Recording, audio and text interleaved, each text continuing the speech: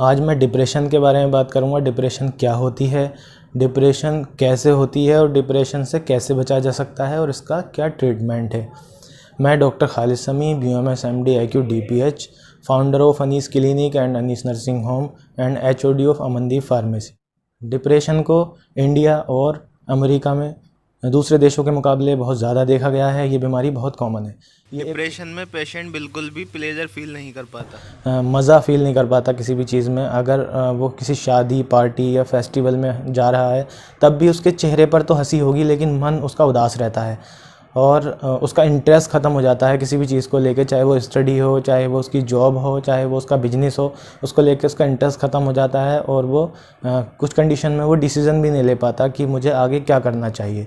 बहुत ज़्यादा थकावट महसूस करता है, एनर्जी कम हो जाती है या फिर ऐसा लगता है बॉडी में एनर्जी बिल्कुल है ही नहीं।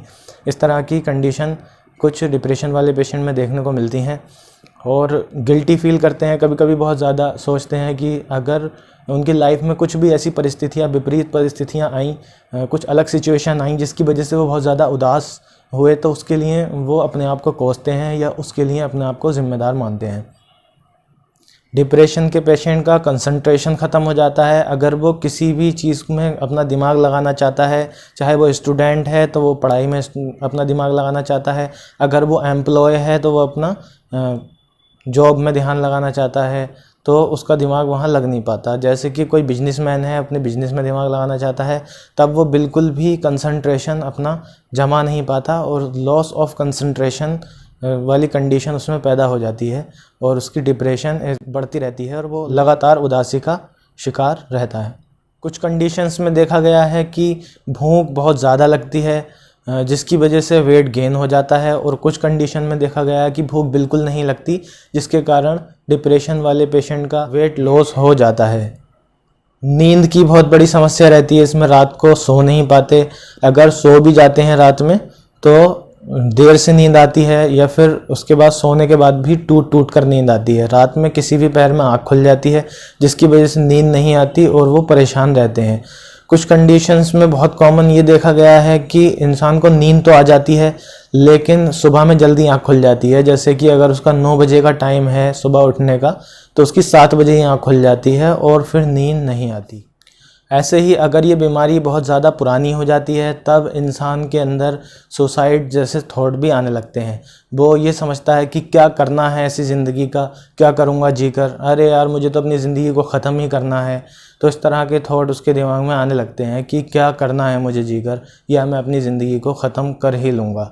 इस तरह के थॉट काफ़ी कॉमन देखे गए हैं। यदि अगर आपको 2 या 2 से ज़्यादा हफ्तों तक इस बीमारी के सिम्टम्स आ रहे हैं, किसी तरह की कोई उदासी आ रही है, तो आपको समझना चाहिए कि आपको डिप्रेशन हो सकती है।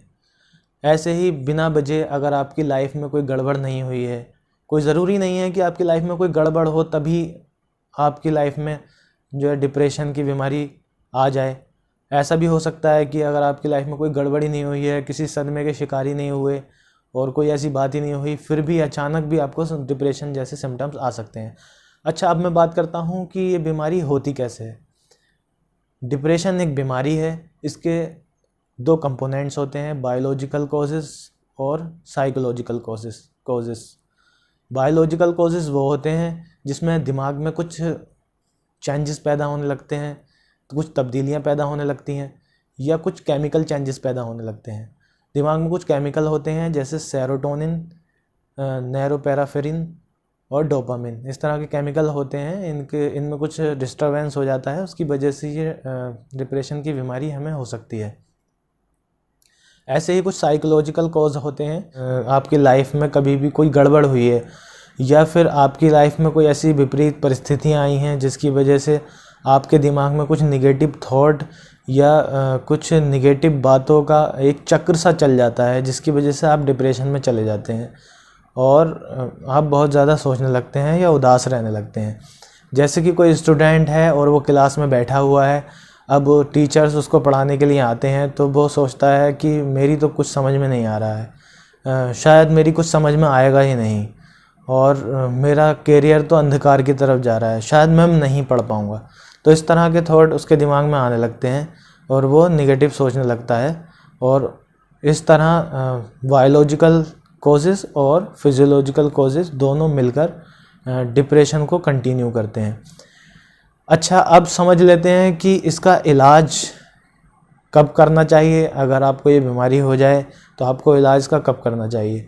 अगर इसके सिम्टम्स 1 हफ्तों से 2 हफ्तों तक आपको या आपके परिवार में किसी को भी दिखाई देने लगे, तब आपको साइकेट्रिक को दिखाना चाहिए।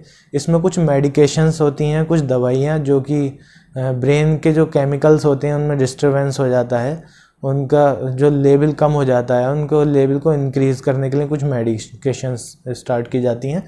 इसी तरह कुछ काउंसलिंग थेरेपी स्टार्ट की जाती हैं जो पेशेंट जिस बात की वजह से, जिस नेगेटिव थॉट की वजह से डिप्रेशन में गया है, उस चीज़ को जाना जाता है और उसे काउंसलिंग थेरेपी सेशन के ज़रिए और साइको थेरेपी सेशन के ज़रिए उसके दिमाग में से वो बात निकाली जाती है, उसको समझाया जाता है और उसके मूड को इम्प्रूव किया जाता है।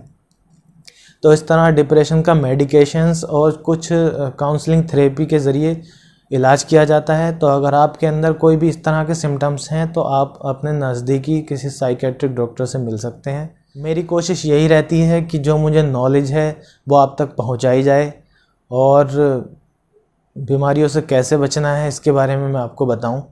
तो उम्मीद करता हूं मेरी वीडियो से, मेरे माध्यम से दी हुई जानकारी से आप थोड़े बहुत संतुष्ट होंगे।